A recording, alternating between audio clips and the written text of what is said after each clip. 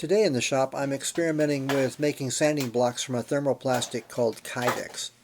I've tried heating it up using hot water, a torch, a hairdryer, and a microwave, but for these small pieces I like my heat gun the best. Hi, I'm Paul and this is openwoodshop.com.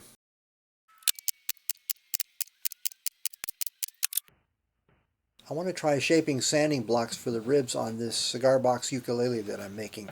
And in case you haven't heard, yes, making musical instruments with cigar boxes is a thing. The first thing to do is to make a mold to shape the Kydex to. My form is a small triangular shape which has slight concavity to the sides. In making this, the ends of the mold are not as consistent as the middle part, so when I get it how I want, I cut off the ends of the mold. And the same is for the Kydex piece that I make. I cut off the ends and then clean up the edges on the disc sander. You can get Kydex on Amazon, of course. A pack of two 12-inch by 12-inch sheets cost me $16.49. The thickness of these sheets is 80 thousandths of an inch, or a little less than a 16th of an inch, or about 2 millimeters. You heat up the Kydex and get it nice and pliable.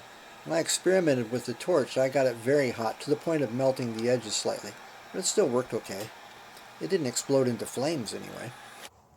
For the sake of science and the experiment, I tried using my bare hands first. You can pretty much cross that one off your list.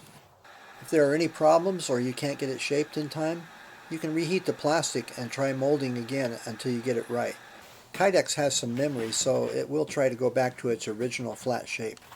For this little sander, I thought that I might have to glue the sandpaper in place, but by folding it in half and by letting it wrap around the bottom edges, I was able to hold on to the small sanding block well, and the sandpaper easily stayed in place.